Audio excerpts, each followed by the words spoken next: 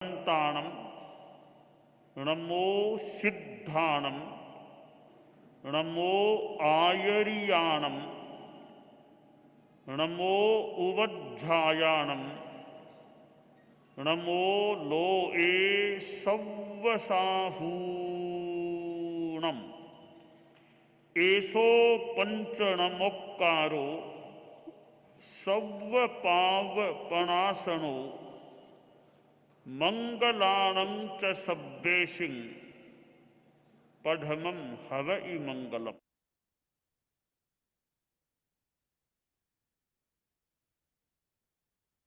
Last हमारा session समय क्षेत्र के ऊपर था, तो उसकी रिकैप कराने के लिए हमारे बीच आज सुशीला जी दुग्गड़ हैं। आपने जीवन विज्ञान में एमए किया है, आप ज्ञानशाला प्रशिक्षिका हैं एवं विज्ञ उपाधि धारक हैं और प्रवक्ता उपासक हैं। इसी के साथ सुशीला जी, मैं आपको आमंत्रित करता हूं लास्ट सेशन की रिवीजन करने के लिए, और मैं स्क्रीन शेयर करता हूं।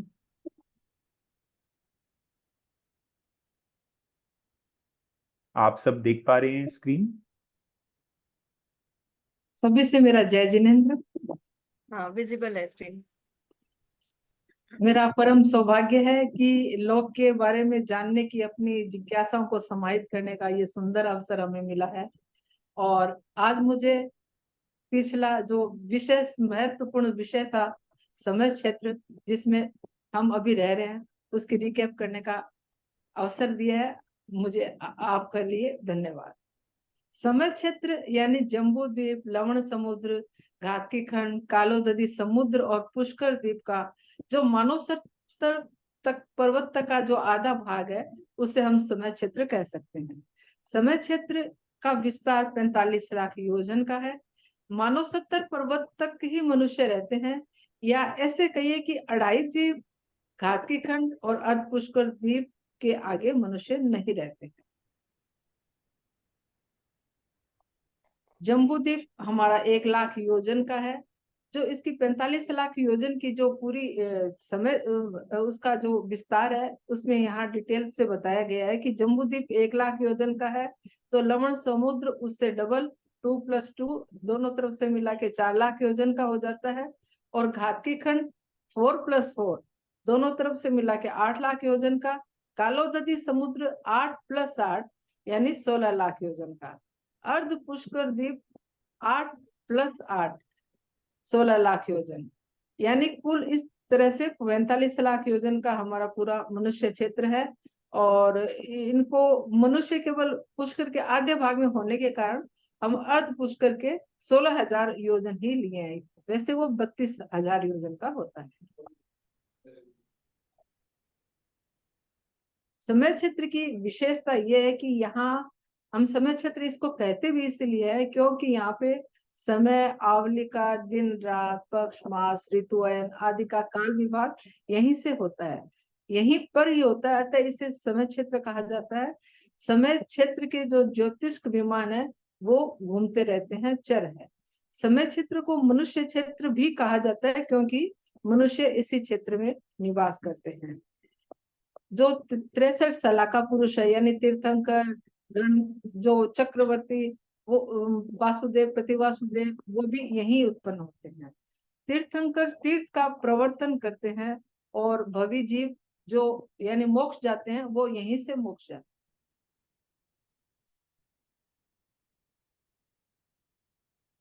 हैं। ये समय क्षेत्र का आपके सामने पूरा ये जो नक्शा है, इसमें इसी तरह से इसकी पूरी डिटेल बताएंगे।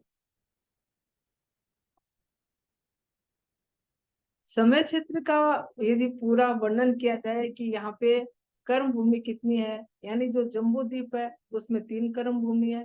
लवण समुद्र में तो मनुष्य नहीं रहते, तो वहां कर्म भूमि होगी नहीं। घाटी खंड में 6 कर्म भूमियां हैं। कालोददी समुद्र में होगी नहीं। अर्ध पुष्कर द्वीप में 6 है। इस तरह पूरी यदि कर्म भूमि का हम काउंट करें तो ये 15 कर्म भूमियां यहाँ पे होती है। और अकर्म भूमियां इससे डबल हो जाती है, 6 + 12 + 12 यानी 30 अकर्म भूमियां हैं। और जो मनुष्य क्षेत्र है वो जम्बू द्वीप में 9 है। लवण समुद्र में 50 अंतर द्वीप है। घाती खंड में 18 है और अर्ध पुष्कर द्वीप में 18 मनुष्य क्षेत्र है। टोटल कुल मिला के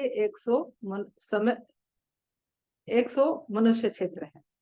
जो महाविजय क्षेत्र की यहाँ जो विजय है यानी जितना उसका डिवीजन है वो है 32 और घाती खंड का है 64 और अर्ध पुष्कर द्वीप का है 64। कुल मिलाकर विजय है वो 160 हो जाती है। जो चंद्रमा और सूर्य है वो जम्बू द्वीप में 2 चंद्रमा है 2 सूर्य है, जबकि लवण समुद्र में 4 चंद्रमा है 4 सूर्य है। घाती खंड में 12 समुद्र और 12 चंद्रमा और 12 सूर्य है। कालोददी समुद्र में 42 चंद्रमा 42 सूर्य। अर्ध पुष्कर द्वीप में 72 चंद्रमा 72 सूर्य है। कुल मिलाकर इनकी संख्या 132 और 132 हो जाती है। जो यहाँ तीर्थ है वो टोटल 102 है। जम्बू द्वीप में 102 है, घाती खंड में 204 है, अर्ध पुष्कर द्वीप में 204 है। कुल मिला के 510 तीर्थ बनते हैं।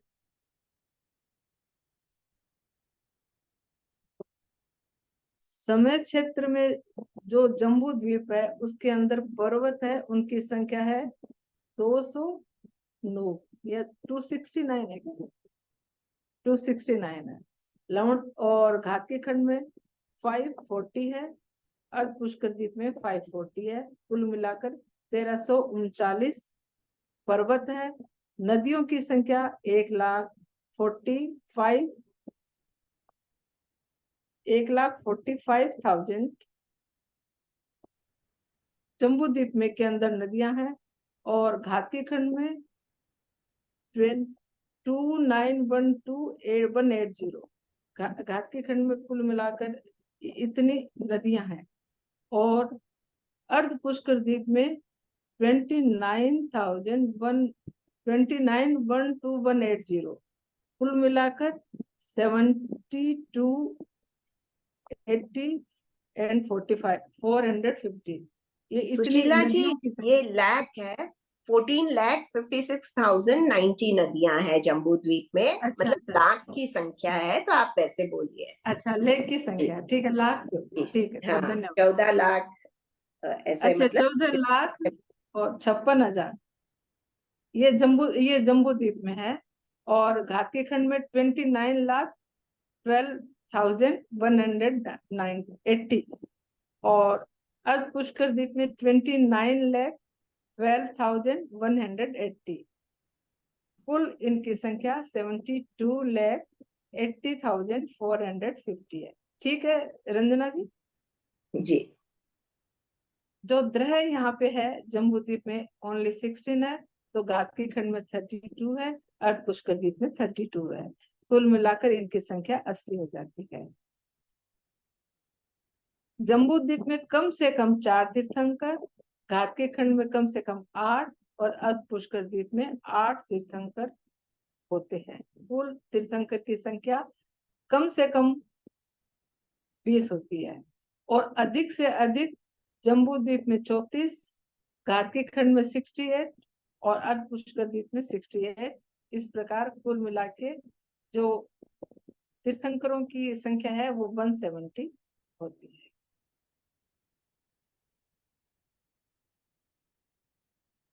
सुशीला जी, मैं एक चीज आपसे पूछना चाहती हूँ। आपने पर्वतों की संख्या 269 जम्बू द्वीप में बताई थी और धातकी खंड में आपने उससे डबल नहीं पर 2 और अधिक है, 540 बताया है, तो वह क्यों है? आप बता सकते हैं, ध्यान में है तो? नहीं, मुझे ध्यान में नहीं है रंजना जी। जी, क्योंकि देखिए, मुझे ध्यान में इच्छुकार पर्वत की वजह से रंजना जी, इच्छुकार पर्वत की वजह से वहां एक बढ़ी हुई है। जी जी, 2 पर्वत जो हैं, जो उसे डिवाइड करते हैं पूर्व धातकी खंड और पश्चिम धातकी खंड में, और पुष्कर द्वीप में भी है, अर्ध पुष्कर में। तो उन पर्वतों का काउंट यहाँ किया गया है, इसलिए ये 540 होते हैं। हाँ, अब याद आ गया, आपने बताया था, वो इक्षु के शेप होता है जी उनका। जी, इक्षुकार पर्वत होते हैं।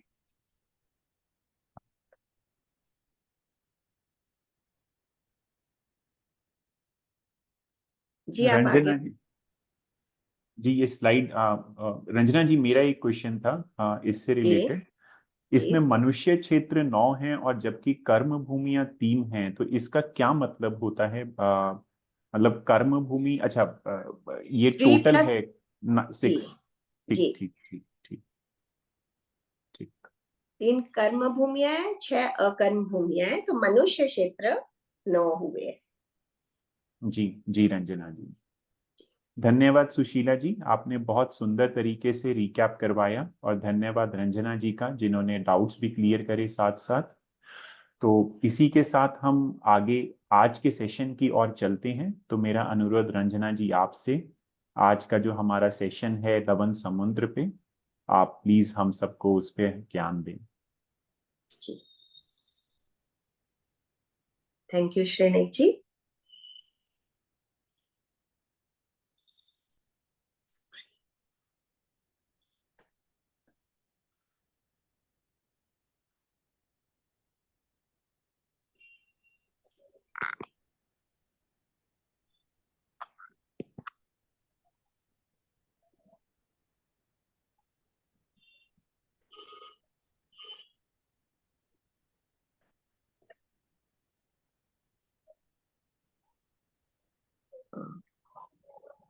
आप सबको दिख रहा है स्क्रीन में?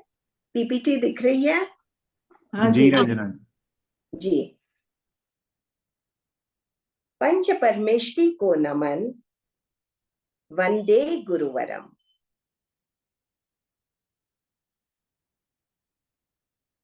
पिछली बार हमने समय क्षेत्र के बारे में जाना था। जम्बू द्वीप को जानने के बाद हम उससे आगे बढ़े और आज हम लवन समुद्र के बारे में गहराई से जानने की कोशिश करेंगे। असंख्य द्वीप समुद्रों में लवन समुद्र की जो संरचना है वह बहुत ही अद्भुत है।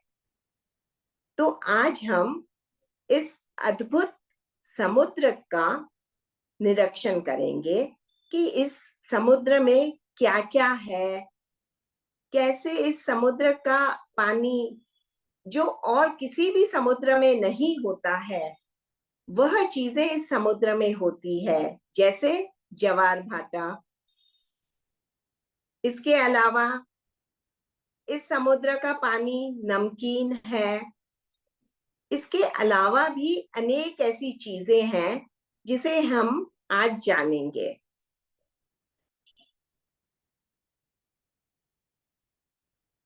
लवन समुद्र जम्बू द्वीप को घेरे हुए दोनों ओर से वलय चूड़ी के आकार का लवन समुद्र है। चक्रवाल विश्कम 2 लाख योजन है। परिधि 15,81,138 योजन से कुछ अधिक है। लवन सागर की गहराई 1000 योजन है। लवन समुद्र के अधिष्ठाता देव का नाम सुस्थित है, जो गौतम द्वीप पर निवास करते हैं। सबसे पहला पॉइंट, जम्बू द्वीप को घेरे हुए दोनों ओर से वलय चूड़ी के आकार का लवन समुद्र है। जब हमने जम्बू द्वीप को पढ़ा था तो हमने यह जाना था कि वह थाली के आकार का है, परंतु अब लवन समुद्र से सारे द्वीप और समुद्र वलयाकार है, चूड़ी के आकार के हैं, बीच में हॉलो है। इसका चक्रवाल विश्कम यानी उसकी चौड़ाई 2 लाख योजन है। परिधि अर्थात सरकमफरेंस और इसकी जो गहराई है, डेप्थ है, वह 1000 योजन है, 1000 योजन है। लवन समुद्र के जो अधिष्ठायक देव हैं, वे उनका नाम सुस्थित है, और वे लवन समुद्र में एक द्वीप है जिसका नाम है गौतम द्वीप। गौतम द्वीप पर सुस्थित देव का आवास होता है।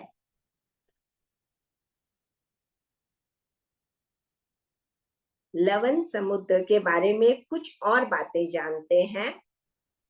इस समुद्र जैसी रचना और किसी सागर की नहीं है। इसमें 56 अंतर्द्वीप हैं। हमने पिछली बार देखा था कि लवन समुद्र में भी 56 अंतर्द्वीप मनुष्य क्षेत्र हैं, तो आज हम उनके बारे में भी जानेंगे। लवन समुद्र में दगमाला होती है। वेलेंदर और अनुवेलेंदर पर्वत हैं। चंद्रद्वीप, सूर्यद्वीप और गौतम द्वीप है। इसमें पाताल कलश है। इसका पानी नमकीन है। ये सारी लवन समुद्र की विशेषताएं हैं। इसके अलावा भी और विशेषताएं भी हैं, पर ये कई चीजें हैं जो मैं आपके समक्ष प्रस्तुत करना चाहती थी। तो इसमें 56 अंतर्द्वीप हम देखेंगे। इसके अलावा दगमाला किसे कहते हैं उसे हम आज जानेंगे। वेलेंदर, अनुवेलेंदर देव हैं और वे इन पर्वतों पे निवास करते हैं। चंद्रद्वीप, सूर्यद्वीप, गौतम द्वीप, इन नामों के लवन समुद्र में अनेक द्वीप हैं। इसके साथ साथ लवन समुद्र में कलश हैं। महापाताल कलश जो 4 हैं, और इनके अलावा भी कई लघु पाताल कलश हैं। और इसका पानी हम सब जानते हैं कि नमकीन है, नमक से भी ज्यादा खारा है।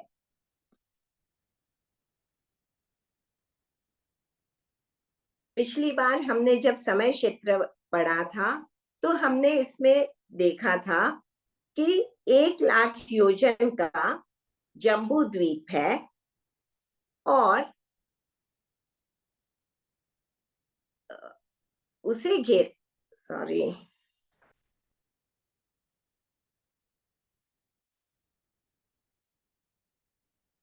1 लाख योजन का जम्बू द्वीप है और उसे घेरे हुए वलयाकार में लवन समुद्र है, जिसकी चौड़ाई दोनों साइड्स में सभी और 2-2 लाख है।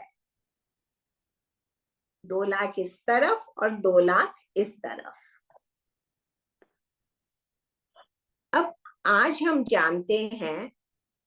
जानने की यह कोशिश कर रहे हैं कि यह जो 2 लाख योजन चौड़ाई है, इसमें क्या संरचना है।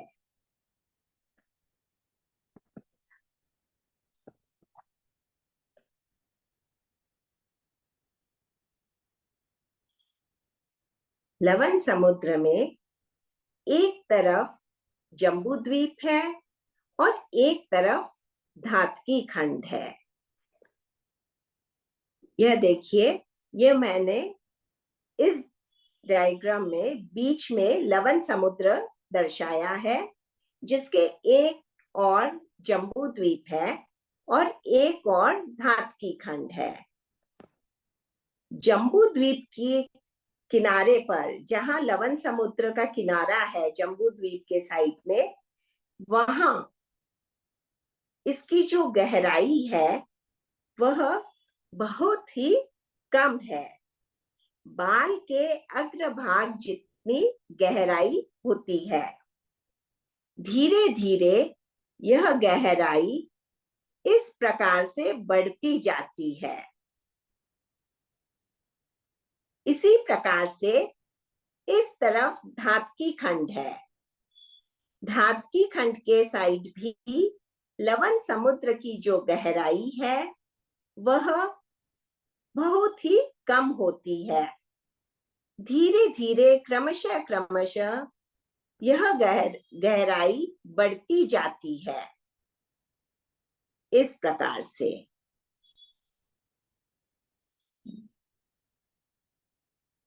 जम्बू द्वीप की साइड जहां लवण समुद्र की स्टार्टिंग में गहराई है बाल के अग्रभाग जितनी, वहीं 95,000 योजन तक आगे बढ़ते बढ़ते उसकी गहराई 1000 योजन हो जाती है।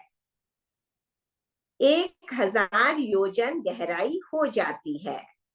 उसी प्रकार से धातकी खंड के साइड भी लवण समुद्र की जो गहराई है वह बहुत ही कम होती है और धीरे धीरे क्रमशः क्रमशः बढ़ते बढ़ते 95,000 आगे जाने पर 95,000 आगे जाने पर यह जो गहराई है यह 1000 योजन हो जाती है। इस ढलान को गो तीर्थ कहा जाता है। दोनों तरफ यह जो ढलान है जम्बू द्वीप की साइड से भी और धातकी खंड की साइड से भी, इसे गो तीर्थ कहा जाता है।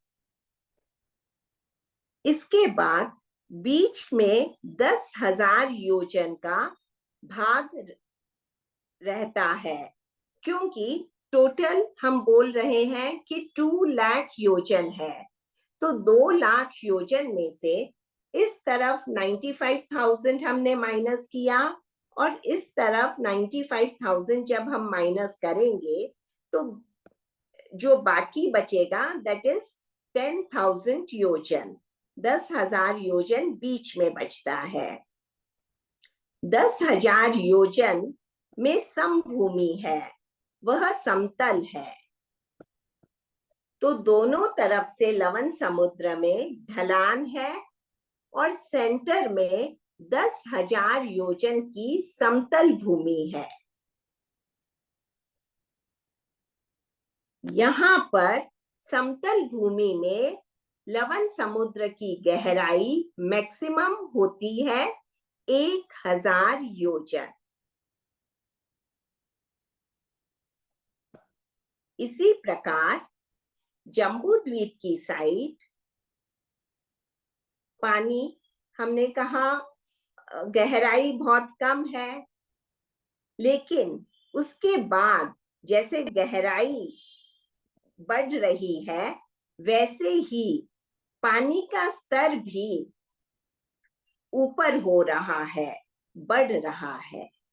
तो इस प्रकार से जम्बू द्वीप की साइड से भी पानी का स्तर बढ़ता है और धातकी खंड की तरफ से भी लवण समुद्र के पानी का स्तर बढ़ता है और वह स्तर 700 योजन तक बढ़ जाता है। यहाँ मैंने आपको यह बताने की कोशिश की है कि गो तीर्थ किसे कहा जाता है। लवण समुद्र में गो तीर्थ है जो इस ढलान को कहा जाता है। जैसे गाय अगर पानी में जाए तो वह कैसे धीरे धीरे धीरे नीचे की ओर आगे बढ़ती जाती है, तो उसी प्रकार इस पर्टिकुलर जो शेप बन रहा है इसे आगमों में जो नाम दिया गया है वह है गो तीर्थ। तो इसमें हमने यह जाना, मैं एक बार पुनः इसे रिपीट कर देती हूँ।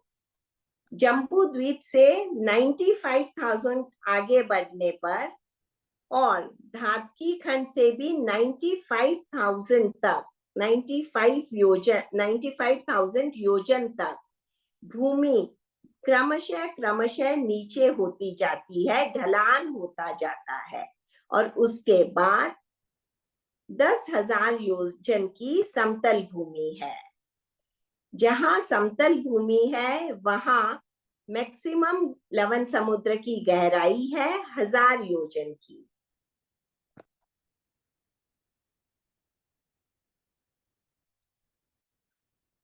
अब हम जानते हैं कि महापाताल कलश किसे कहते हैं और वे कहाँ है, उनकी संरचना कैसी है। जम्बू द्वीप और धातकी खंड द्वीप के दोनों किनारों से 95,000 योजन अंदर जाने पर बीच का जो 10,000 योजन का समतल भाग है, इसी में महापाताल कलश है। ये महापाताल कलश घड़े के आकार के हैं। चारों दिशाओं में 4 महापाताल कलश हैं। कलशों के नीचे का तल भाग 10,000 योजन का है। मुख भाग 10,000 योजन चौड़ा है। मध्य में 1,00,000 योजन विस्तार वाला है और गहराई 1,00,000 योजन की है। तो मैंने अभी आपको डायग्राम में जो दिखाया था, 95,000 योजन दोनों ही द्वीपों से आगे आने पर जो 10,000 योजन का समतल भाग है, उस समतल भाग के नीचे कलश हैं। 4 ऐसे कलश हैं जिन्हें महापाताल कलश कहा जाता है। ये महापाताल कलश घड़े के आकार के हैं, इसलिए इन्हें कलश कहा गया है। और ये चारों दिशाओं में 4 हैं, मतलब एक एक दिशा में एक एक है। तो पूर्व, पश्चिम, उत्तर और दक्षिण चारों ही दिशाओं में 4 हैं। अब जो ये कलश है, महापाताल कलश, ये कितने चौड़े हैं, कितने गहरे हैं, इसे हम देखते हैं। यह महापाताल कलश का डायग्राम है। यहां से लेके यहां तक यह 1,00,000 योजन का है और सेंटर में यहां से यहां तक भी यह 1,00,000 योजन का है। इसका मुख भाग 10,000 योजन का है और इसका जो तल भाग है वह भी 10,000 योजन का है। इसके बाद यह क्रमशः बढ़ता बढ़ता 1,00,000 योजन हो जाता है और पुनः घटता हुआ ऊपर आते आते 10,000 योजन का हो जाता है। अब यहां से लेके यहां तक जो यह 1,00,000 योजन का है, यह 3 विभागों में बंटा हुआ है। जब 1,00,000 को 3 में डिवाइड करेंगे तो हर भाग 33,333 1/3 इतना हो जाता है। तो इस तरह इसके 3 भाग इक्वल होते हैं। अब इन 3 भागों में क्या है?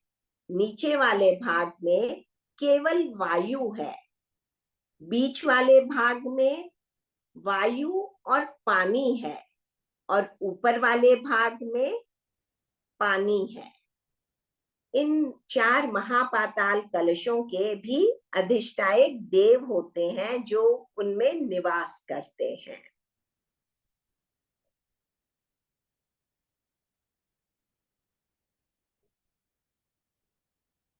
इन 4 महापाताल कलशों के अलावा भी लवण समुद्र में लघु पाताल कलश होते हैं।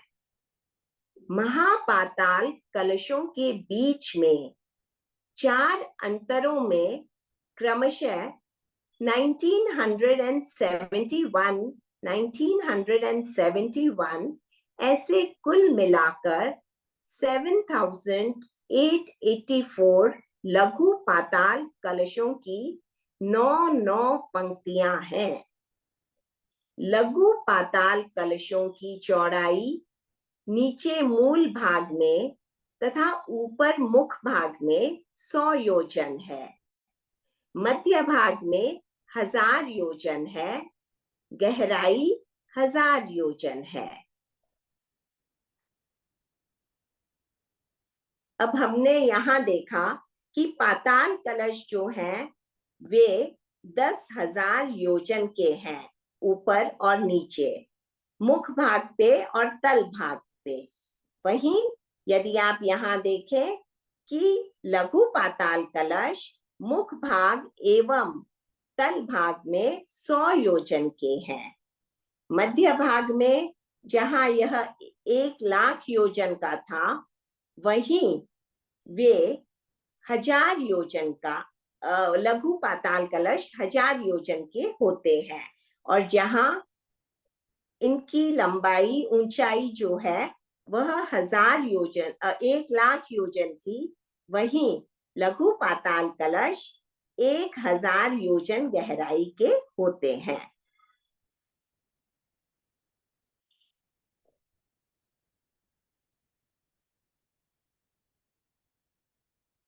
अब ये जो लघु पाताल कलश होते हैं, हमने कहा कि यहाँ 1971, 1971, 1971 ऐसे दो पाताल कलशों के बीच में जो अंतर होता है वहां 9 पंक्तियां होती हैं, और उन 9 पंक्तियों के लघु पाताल कलशों को यदि गिना जाए तो वे टोटल 1971 होते हैं। तो हम देखते हैं कि हर पंक्ति में कितने पाताल कलश होते हैं। पंक्ति को लड़ी भी कहा जाता है और लघु पाताल कलशों को छोटे पाताल कलश भी कहा जाता है। प्रथम लड़ी में 215 लघु पाताल कलश होते हैं, दूसरी पंक्ति में 216, तीसरी में 217, चौथी में 218।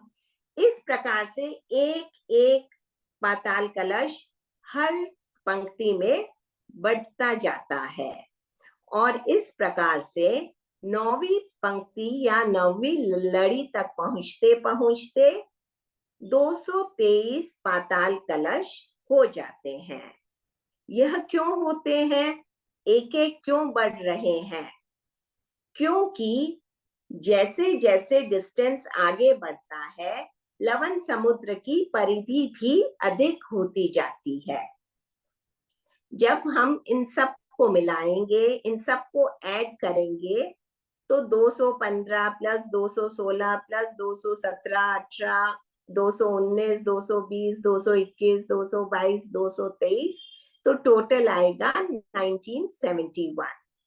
और इस प्रकार से वे चारों ही पाताल कलशों के मध्य है। तो जब 1971 को 4 से गुणा किया जाएगा तो वह 7884 लघु पाताल कलश होते हैं। 7884 लघु पाताल कलश लवण समुद्र में होते हैं, प्लस 4 महापाताल कलश, टोटल 7888 कलश लवण समुद्र में होते हैं। टोटल पाताल कलश लवण समुद्र में 7888 होते हैं। अब हम इनकी रचना कैसे ये पंक्तियां होती हैं उसे समझने की कोशिश करते हैं।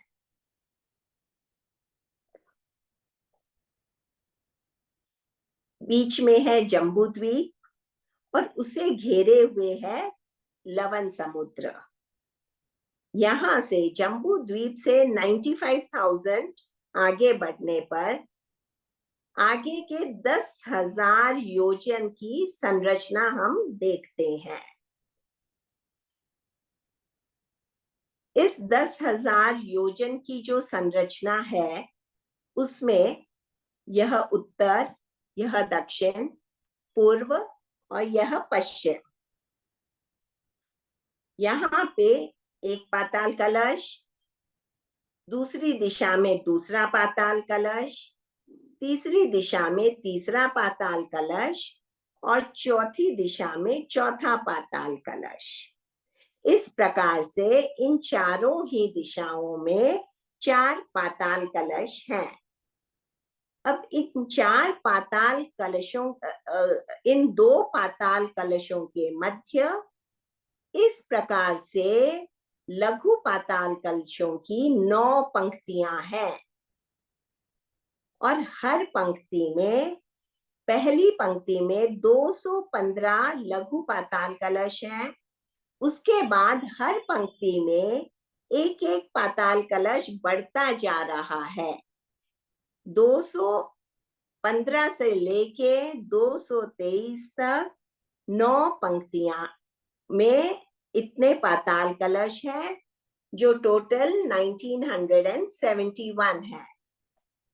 तो इस प्रकार से 1971 पाताल कलश इस तरफ, 1971 लघु पाताल कलश इस तरफ भी वैसे ही है और इस तरफ भी वैसे ही है।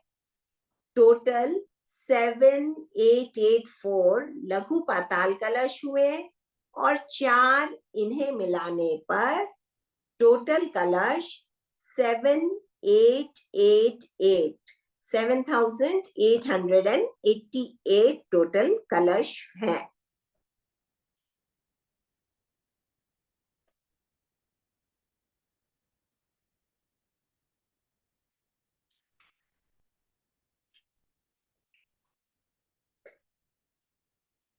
हमने एक शब्द स्टार्टिंग में पढ़ा था, दगमाला। दगमाला किसे कहते हैं, आइए हम उसे जानते हैं।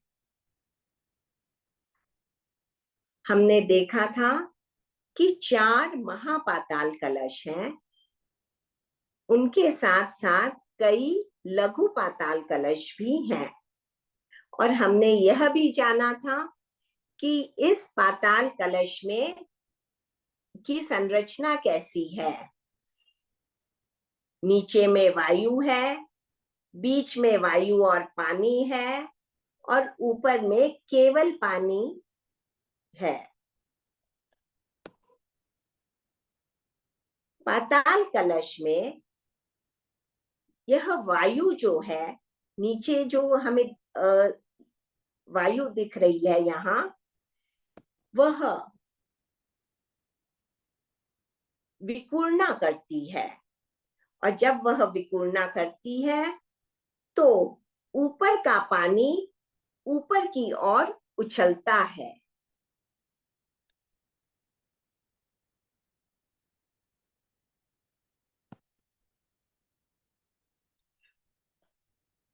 तो हमने देखा कि यह 1000 योजन यहाँ गहरा है लवण समुद्र। इसके साथ साथ 700 योजन पानी का स्तर बढ़ा हुआ है यहाँ पे। इसके नीचे यहाँ पर यह इस 10,000 योजन में मैंने जो आपको पूरी संरचना दिखाई थी पाताल कलशों की, वह गोलाई में फैली हुई है। तो यहाँ जब महापाताल कलश है जो इससे 1000 योजन नीचे तक, 1,00,000 योजन नीचे तक है, जब उसमें जो वायु है वह विकूर्णा करती है और उसके ऊपर का पानी जब उछाल मारता है तो वह इतना उछाल मारता है कि यह पानी 15,300 योजन ऊपर तक उछलता है और उसके ऊपर 2 कोस की वेल है या उसे बेल भी कहा जाता है।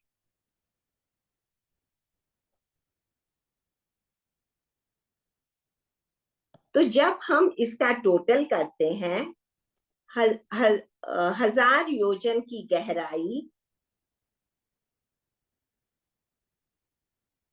700 योजन पानी का स्तर बढ़ा हुआ, 15,300 योजन और ऊपर उछलता है। तो हम जब इसका टोटल करते हैं तो वह 16,000 योजन प्लस 1,000 योजन जो डेप्थ है उसे मिलाने से टोटल 17,000 होता है। 1,000 योजन डेप्थ, उसके बाद 700 योजन या 700 योजन और ऊपर जो उसका स्तर बढ़ा हुआ है, और उससे और ऊपर 15,300 योजन जो और उछाल मारता है, जल शिखा, जल स्तर, वह इस प्रकार से यह टोटल 17,000 योजन का है। सो दगमाला की ऊंचाई टोटल जो है वह 17,000 योजन है, और 17,000 योजन के ऊपर 2 कोस या आधा योजन कहे, आधा योजन की बेल है, एक लहर की तरह है जो कभी कभी उछाल मारती है, तब वह और ऊपर बढ़ जाता है। तो वह जो जल स्तर ऊपर बढ़ता है उसे बेल कहा जाता है। आप लोगों के ये चीज क्लियर हुई है श्रेणिक जी, जी गरिमा जी? रंजना जी। जी ये क्लियर है ना, या जी इसे वापस रिपीट करें? जी जी क्लियर है। जी जी जी। तो इसे दगमाला कहा जाता है।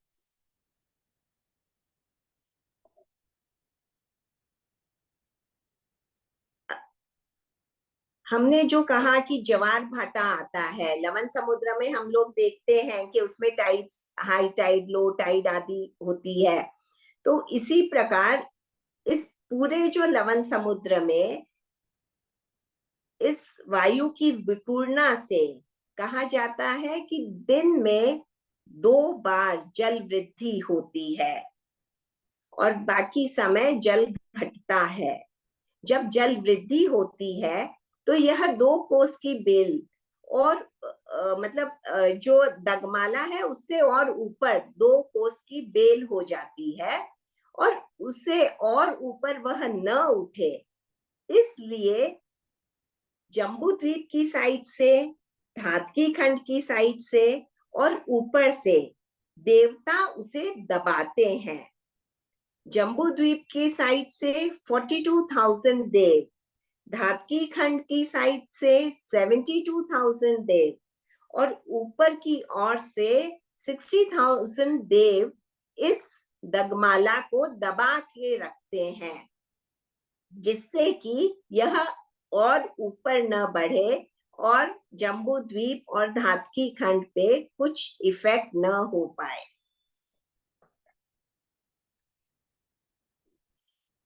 पर ये तो पानी है रंजना जी, मतलब इसको दबाने का मतलब कैसे समझें? मतलब वो उसे कंट्रोल में करके रखना चाहते हैं, कंट्रोल में करते ठीक। हैं। जी जी ओके ओके। अच्छा, एक जो कलश का नाम जैसे आपने बताया महापाताल कलश, तो ये जी। तो है तो मध्य लोक में ही, तो इसको पाताल कलश क्यों बोलते हैं? क्योंकि देखिए ये 1,00,000 योजन नीचे गया हुआ है, तो ये जो नीचे के प्रतर हैं उन काफी प्रतरों को चीर के 7वें प्रतर तक को चीर के 8वें के ऊपर तक है। ये जब आप अधोलोक करेंगे तो आपको प्रतर, अंतर, इन सब के बारे में आगे पता चलेगा। तो ये नीचे गए हुए हैं, इसलिए इन्हें पाताल कलश बोलते हैं। हमने देखा था ना कि जम्बू द्वीप क्या है। जम्बू जी द्वीप जो है वह रत्न प्रभा पृथ्वी की छत पे है। ये सारे जो द्वीप और समुद्र हैं, ये सारे रत्न प्रभा पृथ्वी की छत पे हैं, ऐसे हाँ हमने जी जाना था। और हाँ जी हमने उसकी गहराई कितनी बताई थी, चाहे लवण समुद्र हो चाहे जम्बू द्वीप हो, तो हमने कहा था 1,000 योजन गहरा है। तो जी 1,000 योजन गहरा है, गहरा। और फिर जहां 10,000 योजन जो समतल भूमि है वह क्या है, वह रत्न प्रभा पृथ्वी की छत आ जाती है ना, और उसके नीचे वह कलश है, महापाताल कलश। और चाहे हम लघु पाताल कलशों को भी कहें तो वे भी इस 1000 योजन से नीचे हैं, इसलिए इन्हें पाताल कलश कहा जाता है। जी ठीक। जी एक बार वो योजन वापस बता दीजिएगा ना, और जब वो 3 तरफ से जो उनको रोकते हैं देव, उनका हाँ, योजन कितना है? उनका योजन नहीं, वो कितने देव रोकते हैं वो मैंने आपको बताया। हाँ वो उनकी संख्या एक बार वापस बता दीजिएगा। जी, जम्बू द्वीप की तरफ से 42,000 देव रोकते हैं, और धातकी खंड की तरफ से 72,000 देव, और ऊपर से 60,000 देव उसे रोकने की दबाने की कोशिश करते हैं। 60,000। 60,000। Okay, thank you. और ये जो देव हैं ये वेलेंदर देव, इनका जो नाम आता है वह है वेलेंदर देव, और ये भवनपति जाति के देव होते हैं।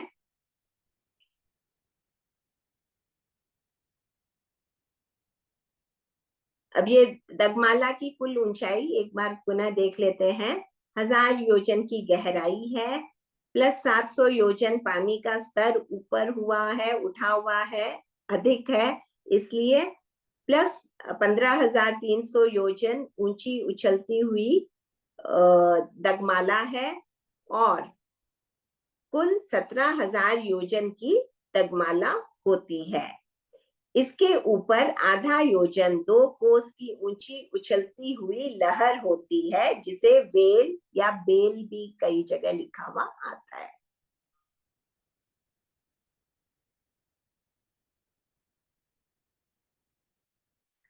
इसमें एक चीज और हमें जानने लायक है कि यह जो मैंने आपको दगमाला बताई है, यह पूरे लवण समुद्र में जो सेंटर में 10,000 योजन का जो स्थान है, उस पूरे 10,000 योजन की संरचना अभी हम डिस्कस कर रहे हैं, और उस स्थान में ये जो बेल उठती है, तो ये एक दीवार की तरह पूरे लवण समुद्र में फॉर्मेशन करती है, वलयाकार तरीके से।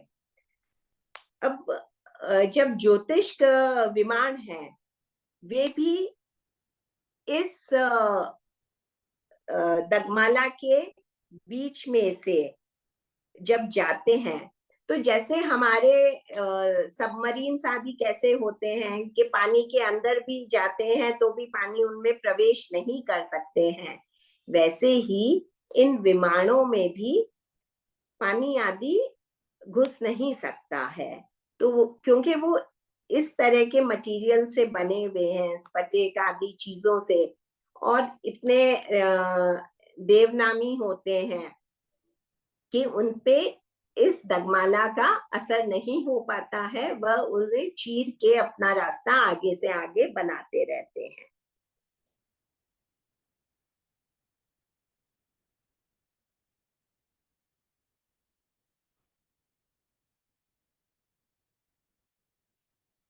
अब हम एक चीज को और जानने की कोशिश करते हैं, और वह है 56 अंतर्द्वीप। वे क्या है, कहाँ होते हैं? हमने जम्बू द्वीप में देखे थे 2 वर्षधर पर्वत, एक हिमवान पर्वत और एक शिखरी पर्वत। दक्षिण की तरफ से यदि हम देखें तो भरत क्षेत्र के बाद लघु हिमवंत पर्वत है, और ऊपर ऐरावत क्षेत्र के बाद शिखरी पर्वत है। पहले हम लघु हिमवंत पर्वत की ओर से देखते हैं, 56 अंतर्द्वीपों में से कितने अंतर्द्वीप इस ओर है। तो यह दक्षिण का भाग है, और लघु हिमवंत पर्वत जो दोनों ओर लवण समुद्र को टच करता है, बीच में इसकी बाउंड्री वॉल है, पर दोनों ओर लवण समुद्र है हिमवंत पर्वत के। तो उन दोनों ओर वहां हिमवंत पर्वत की चारों विदिशाओं में कुछ ऐसे आइलैंड्स हैं, ऐसे द्वीप हैं जिन्हें अंतर्द्वीप कहा जाता है। उन्हें अंतर्द्वीप इसलिए कहा जाता है क्योंकि उन द्वीपों के बीच में कुछ कुछ अंतर है। तो हम देखते हैं कि जो पहला द्वीप है वह जम्बू द्वीप से 300 योजन आगे जाने पर पहला द्वीप है और वह द्वीप 300 योजन लंबा और चौड़ा है। कई ग्रंथों में यह भी लिखा हुआ आता है कि जम्बू द्वीप की जक्ति से 300 योजन की दूरी पर यह द्वीप है। इसे मैं आपको आगे समझाना चाहती हूँ। देखिए, यह हिमवंत पर्वत है। यहां से 300 योजन की दूरी पर यह पहला द्वीप है। यह स्वयं भी 300 योजन लंबा और चौड़ा है। कई शास्त्रों में यह आता है कि यह जो द्वीप है यह जम्बू द्वीप की जक्ति से यहां से भी 300 योजन की दूरी पर है। यहां से भी 300 योजन की दूरी पर है और यहां से भी। इसके बाद 400 योजन छोड़ने के बाद पुनः एक और द्वीप आता है और वह 400 योजन लंबा और चौड़ा है।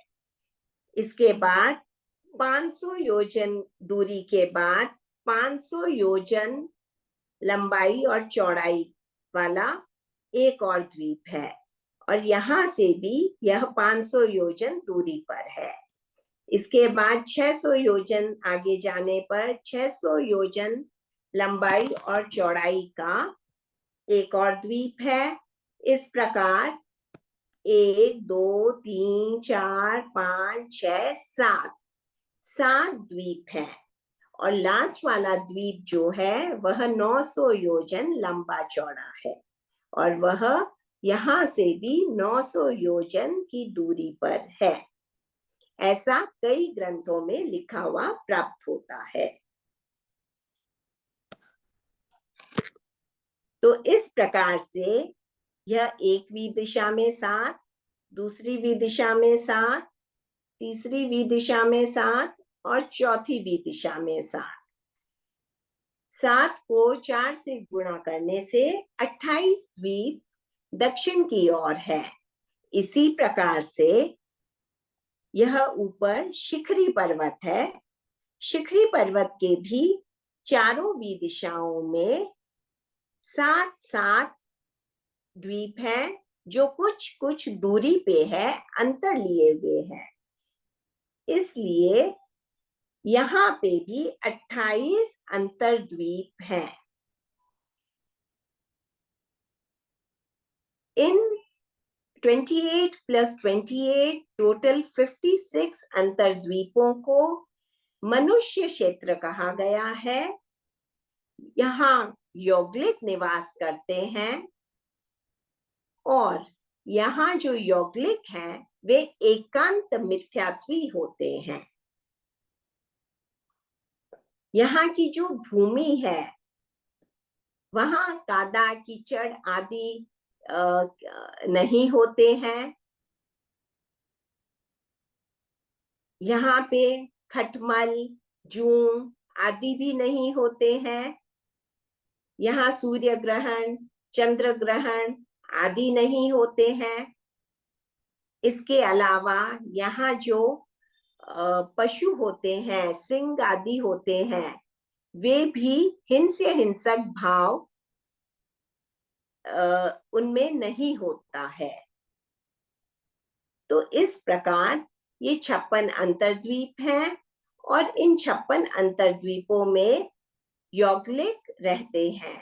यह लवण समुद्र में यौगलिक क्षेत्र है। यह लवण समुद्र की एक विशेषता है।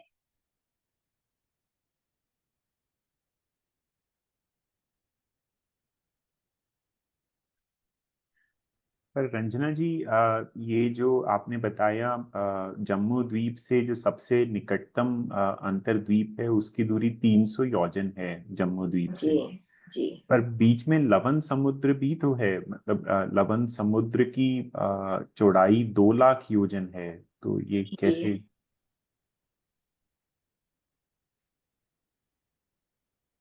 जी 2 लाख योजन है, पर इसमें यह है कि ये जो अंतर्द्वीप है, ये स्ट्रेट नहीं गए हुए हैं।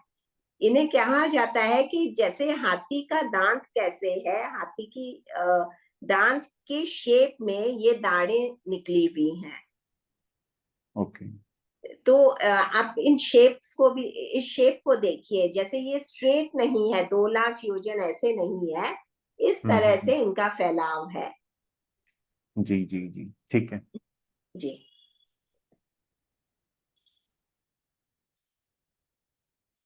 इसके अलावा लवण समुद्र में दिन में 2 बार जल वृद्धि होती है।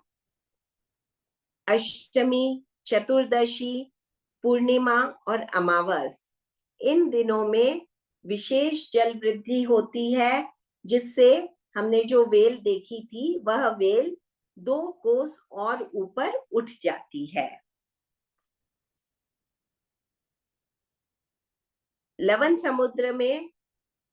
समुद्र के 4 सूर्य हैं और 4 ही चंद्र हैं। लवण समुद्र में भी जैसे हमने देखा कि जम्बू द्वीप की बाउंड्री वॉल है जिसे जगती कहा जाता है, वैसे ही लवण समुद्र की भी जगती है जिसकी ऊंचाई 8 योजन है। मूल में वह 12 योजन चौड़ी, मध्य में 8 योजन और ऊपर में 4 योजन है। जैसे हमने जम्बू द्वीप में देखे थे कि उसके 4 दरवाजे हैं, वैसे ही लवण समुद्र के भी 4 दरवाजे हैं। उन 4 दरवाजों के वही नाम है जो जम्बू द्वीप के दरवाजों के नाम थे, और उनके भी वैसे ही अधिष्ठायक देव हैं। इसके अलावा हमने जो नाम स्टार्टिंग में देखे थे कि इसकी विशेषता है कि यहाँ गौतम द्वीप है। गौतम द्वीप जो है उस पे यहाँ के अधिष्ठायक देव निवास करते हैं। इसके अलावा सूर्य द्वीप है, चंद्र द्वीप है। जम्बू द्वीप में जम्बू द्वीप के जो सूर्य और चंद्र हैं उनका निवास भी लवण समुद्र के सूर्य और चंद्र द्वीपों, मतलब उनके अंडर में होते हैं। ये द्वीप, उनके निवास होते हैं इन द्वीपों में। तो मैंने आपको मोस्टली जो मेन इसकी विशेषताएं हैं उन्हें बहुत शॉर्ट में कवर करने की कोशिश की है। आई होप आपको ये समझ में आया है, क्योंकि मैंने आपको सारी चीजें बहुत शॉर्ट में बताई है। इसे अगर हम आगे बढ़ाना चाहें तो इसे और भी काफी डिटेल में जान सकते हैं लवण समुद्र को, पर उसके लिए टाइम अधिक चाहिएगा। जी रंजना जी, मेरी ये चंद्रमा और सूर्य के बारे में आपने जो बताया, एक बार ये दोबारा बताएंगे? क्योंकि जम्मू द्वीप का हमने देखा था कि 2 सूर्य और 2 चंद्रमा होते हैं, और लवण समुद्र के अपने सूर्य और चंद्रमा हैं 4-4। जी तो जम्मू द्वीप के चंद्रमा और सूर्य लवण समुद्र के अंतर्द्वीप पे कैसे वास करते हैं, जबकि लवण समुद्र के अलग चंद्रमा और सूर्य हैं? देखिए, वो तो विमान है, वो अपने जो बात कर रहे हैं ना वो विमान है, और ये जो है ये देव है। तो विमान और देव दोनों भिन्न भिन्न है। आप इस चीज को क्लियर कीजिए कि हम जो सूर्य और चंद्र की बात कर रहे हैं, जी। आपने जो दिमाग में, मतलब ऊपर जो हम देखते हैं वे उनके विमान हैं, और ओके। सूर्य और चंद्र देव भी होते हैं। ओके। तो वो जो देव है उनका यहाँ निवास माना जाता है। तो आंटी जैसे अपने विमान यूज करना हो तो वो अपने स्थान से वहां जाएंगे? वे देव हैं, उन्हें इतना मतलब वे तो विकूर्णा कर सकते हैं ना, जितना भी करना हो। और उनका जब आप ज्योतिष देवों को पढ़ेंगे तब आपको पता चलेगा कि एक एक विमान को कितने कितने देव वहन करते हैं। ये सारी चीजें जब आप और आगे डिटेल में पढ़ेंगे ना, तब आपको इनकी जानकारी होगी। अच्छा आंटी। जी।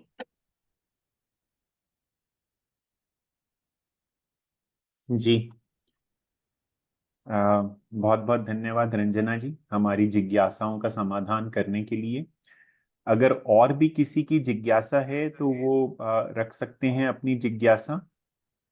इसके बाद हमारा क्विज राउंड होगा हर बार की तरह। तो हम क्विज की तरफ बढ़ें उससे पहले अगर किसी की जिज्ञासा है तो समाधान ले सकते हैं। जी।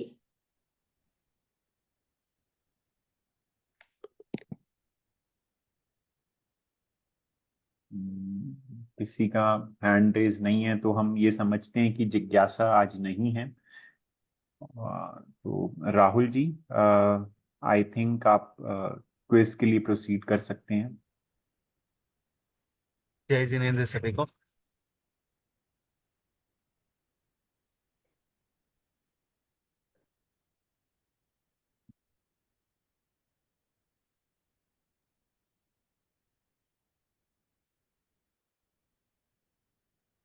एक मिनट में स्क्रीन शेयर कर रहा हूँ।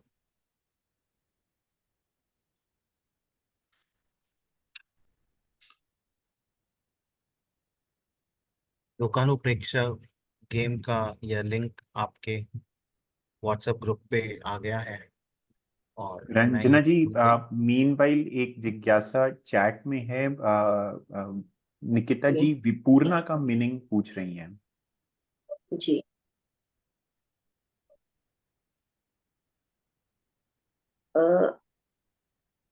देखिए, ये जो पाताल कलश में हमने विकूर्णा कहा था, पाताल कलशों में जो वायु विकूर्णा करती है, उसका मतलब है कि वह एकदम उद्वेलित हो जाती है, हलचल हो जाती है वायु में, उसे विकूर्णा कहा गया है वहां पे। और जब हम देवों की बात करते हैं कि वे विक्रिय शरीर आदि बनाते हैं, तो उसमें वे जो अपना मूल का शरीर है उसे उससे एक विकूर्णा करके मतलब एक शरीर और बनाते हैं। वहां पे भी यह शब्द कई आगमों में आता है। तो वह उनका जो असली शरीर है वह नहीं है, वह विक्रिय शरीर, एक अलग तरह का वैसा ही शरीर या और भी कई रूपों में बना सकते हैं। उस शरीर को भी जो बनाने की जो विधि होती है उसमें कई बार ये शब्द आता है विकूर्णा। जी, राहुल जी, आप प्लीज प्रोसीड ये कीजिए। सिंपल है, सभी अपने नाम और मोबाइल नंबर के साथ जुड़े। 11 क्वेश्चंस हैं, 2 बोनस क्वेश्चन हैं। आज के लेक्चर और रिकैप पे आधारित हैं ये सारे क्वेश्चंस। अलग अलग मार्किंग है अलग अलग क्वेश्चंस पे, और हम 3 डिस्टिंक्टिव प्लेयर्स इसमें से भी सिलेक्ट करेंगे, जिसको हम आध्यात्मिक साहित्य जो भेजते हैं वो भेजेंगे। सो आप सभी इस QR कोड को स्कैन करके या फिर जो लिंक आपके व्हाट्सएप ग्रुप पे या यहाँ पे दिया हुआ है चैट बॉक्स में, उसको क्लिक करके ज्वाइन कर सकते हैं।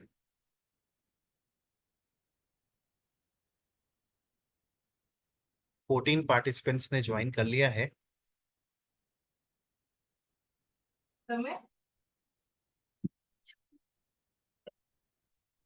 और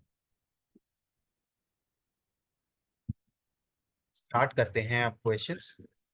पहला क्वेश्चन, हमारे साथ जुड़ चुके हैं मीना जी, रेखा जी, कविता जी, हेमलता जी, सुधा जी, श्रेणी जी, सुशीला जी। इन टोटल 12 प्लेयर्स ने ज्वाइन कर लिया है। सो हम स्टार्ट करते हैं आज का सेशन।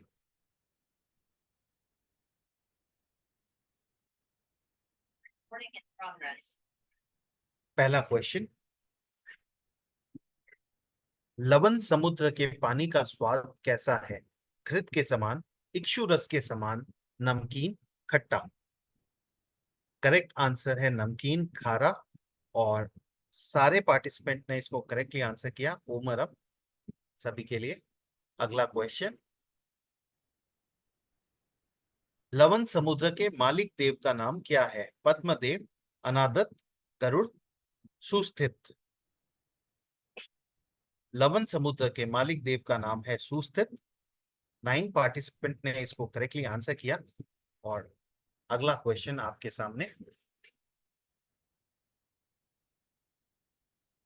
लवण समुद्र में कुल कितने पाताल कलश हैं? 5222, 6666, 7888, 8999। करेक्ट आंसर है 7888। और 12 पार्टिसिपेंट ने इसको करेक्टली आंसर किया। वो मरम आप सभी के लिए।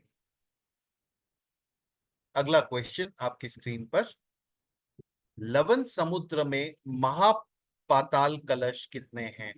आपको करेक्ट आंसर लिखना है। लवण समुद्र में महापाताल कलश कितने हैं? करेक्ट आंसर है 4।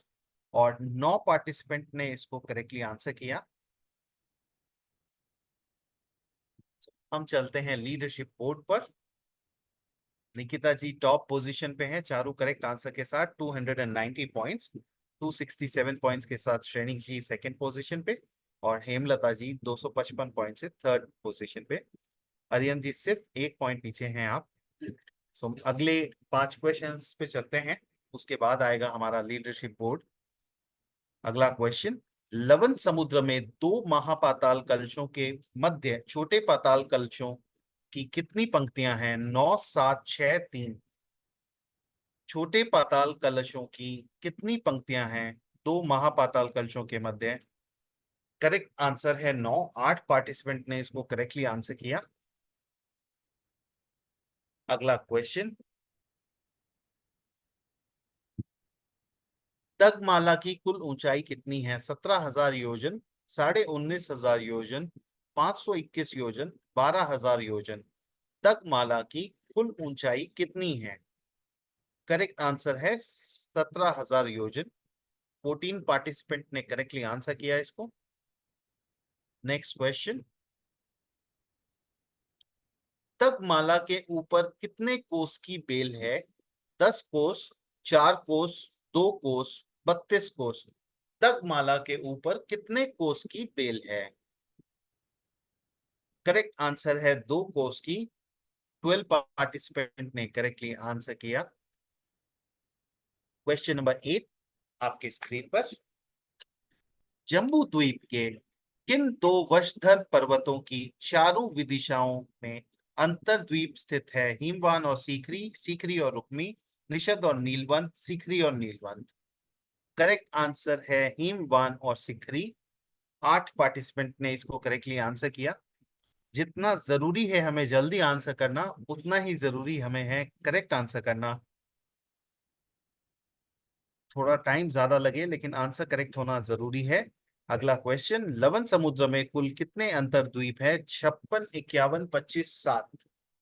लवण समुद्र में कुल कितने अंतर्द्वीप हैं? 56, 51। करेक्ट आंसर है 56। 14 पार्टिसिपेंट ने करेक्टली आंसर किया इसको। लगभग सभी ने करेक्टली आंसर किया। ओ मैडम आप सभी के लिए। और लीडरशिप बोर्ड आपके सामने। थोड़ा सा बदलाव, Nikita ji, Hemlata ji and Aryan ji on first, second, third position. Nikita ji ने 9 के 9 करेक्ट आंसर दिए हैं। ओ मैडम आपके लिए। और अगला क्वेश्चन, अब आपके सामने 2 बोनस क्वेश्चंस आएंगे। 150 मार्क्स के क्वेश्चन हैं, करेक्टली आंसर करना है। ध्यान से क्वेश्चन को सुने। ये पिछले सेशन पे आधारित है। समय क्षेत्र में कुल मनुष्य क्षेत्र कितने हैं? 201, 151, 121, 101। समय क्षेत्र में कुल मनुष्य क्षेत्र कितने हैं?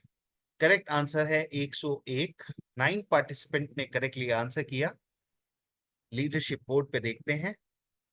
फिर से बदलाव, Sunita ji on second position now, new entry, Nikita ji, Sunita ji और Shrenik ji on first, second and third position. अगला क्वेश्चन, आज का लास्ट क्वेश्चन आपके स्क्रीन पर। समय क्षेत्र में एक समय में उत्कृष्ट तीर्थंकर कितने हो सकते हैं? 120, 150, 170, 210। कितने उत्कृष्ट तीर्थंकर हो सकते हैं एक समय क्षेत्र में? करेक्ट आंसर है 170। 10 पार्टिसिपेंट ने करेक्टली आंसर किया और 10 के 10 पार्टिसिपेंट को पूरे 150 मार्क्स मिलते हैं। लीडरशिप बोर्ड में बदलाव जरूर निश्चित है और हम देखते हैं क्या बदलाव आया है लीडरशिप बोर्ड पे। लीडरशिप बोर्ड में changes, Sunita ji on top position now, followed by Shrenik ji and Sushila ji. Om madam, आप सभी को over to you Shrenik ji. धन्यवाद राहुल जी, इतनी अच्छी क्विज हमारे सामने प्रस्तुत करने के लिए। आई होप सबने इस क्विज को एंजॉय किया होगा, जिसने हमारी नॉलेज को टेस्ट भी किया। तो अब हम अंतिम चरण की ओर चलते हैं अपने सेशन के। मेरा रिक्वेस्ट गरिमा जी से आज के सेशन के लिए आभार व्यक्त करें। सभी से सादर जय जिनेंद्र। मैं आभार व्यक्त करना चाहूंगी सबसे पहले रंजना जी का। आज हमारा शायद ये 10वां सेशन था। श्रेणिक जी, गरिमा जी, आई थिंक 10th सेशन था आज हमारा, और इतना सक्सेसफुली हमारा कंप्लीट हुआ है। पार्टिसिपेंट्स ने भी बड़ी जोश के साथ इसे अटेंड किया है सारे सेशंस को। एंड आभार ज्ञापन करना चाहूंगी श्रेणिक भैया आपका, हमारे दिल्ली टीपीएफ के उपाध्यक्ष हैं। रतन जी लोढ़ा से आपका आभार ज्ञापन करना चाहूंगी, और हमारे सभी पार्टिसिपेंट्स का जो इतने इंटरेस्टिंग वे में ये टॉपिक ले रहे हैं, हमारा सेशंस अटेंड कर रहे हैं और बहुत ही बखूबी से क्विज भी खेल रहे हैं। तो सभी का बहुत बहुत आभार, साधुवाद, धन्यवाद। नेक्स्ट सेशन हम फिर मंडे को मिलेंगे, सेम टाइम सेम वेन्यू, एक नए टॉपिक के साथ। गरिमा जी, सबसे ज्यादा आभार रंजना जी का, जिन्होंने बिल्कुल। हमें इतने इंटरेस्टिंग टॉपिक को मतलब टॉपिक एब्स्ट्रैक्ट है बट उससे इंटरेस्टिंग वे में प्रस्तुत किया। हमें मतलब इतना एब्स्ट्रैक्ट टॉपिक आसानी से समझ में आया, विजुअल्स के साथ समझ में आया, 3D डायग्राम्स के साथ समझ में आया। उसके लिए आपका जितना आभार व्यक्त करें उतना कम है। उतना ही कम है, उतना जी ही कम है। एक्चुअली Thank कभी you। जितना मैंने नहीं था कि कोशिश हम ऐसे की है कि सेशंस आप अटेंड कर लोगों को पाएंगे अच्छे कभी। से समझा सकूं, पर हो सकता है कहीं कुछ त्रुटि भी रह जाती है। कई बार कोशिश की है कि आप लोगों को मतलब इमेजेस और के साथ थोड़े डायग्राम्स खुद से भी बनाए हैं, और सब कोशिश करके भाई कि आप लोगों को अच्छे से क्लियर हो। जितना भी अपने पढ़े, चाहे कम शॉर्ट में पढ़ रहे हैं, तो भी हमारा सब चीज एकदम क्लियर हो, जितना पढ़े उतना। एंड आई होप कि सबके हो रहा होगा। अगर किसी के भी कुछ डाउट्स होते हैं, कुछ समझ में नहीं आता है, क्योंकि ये लवन समुद्र का थोड़ा डिफरेंट टॉपिक है, तो हो सकता है कईयों के कुछ कंफ्यूजन्स भी हो, तो आप लोग मुझे कभी भी पूछ सकते हैं। बिल्कुल। जी जी ये रंजना हमारे लिए जी, भी असोचनीय, अकल्पनीय विषय रहा है कि हम इतने अच्छे से अटेंड कर पाएंगे, कभी मौका मिलेगा हमें। तो बहुत बहुत आभार ज्ञापन करती हूँ रंजना जी आपका। ये टॉपिक अवेलेबल हो जाता है बुक्स में, बट ये टॉपिक बहुत एब्स्ट्रैक्ट है, सिर्फ पढ़ने से समझ में नहीं आता। लवन समुद्र की गहराई कितनी है, कितना वो चौड़ा है, ये सारी डायमेंशंस इजीली समझ में नहीं आते हैं। आप इमेजिन करना थोड़ा डिफिकल्ट रहता है, बट रंजना जी ने जैसे उसे 3D डायग्राम्स के साथ समझाया, वो आसानी से समझ में आ रहा है। तो इसके लिए आपका बहुत बहुत थैंक्स। और अभी आगे आने वाले सेशंस में हम अधोलोक ऊर्ध्व लोक को भी जानेंगे, तो आप सब लोग हमारे साथ जुड़े रहें। इसी के साथ आज के सेशन को विराम देते हैं। ओमरम। अभी से ओम आगे नमः के लिए शिवाय। आशा की आप ज्यादा से ज्यादा संख्या में हमारे साथ जुड़ेंगे। जी, जी, धन्यवाद। जय बहुत आभार आप सबका। जय जय जिनेंद्र सभी को। जय जिनेंद्र। जय जिनेंद्र। जय जिनेंद्र। बहुत बहुत आभार।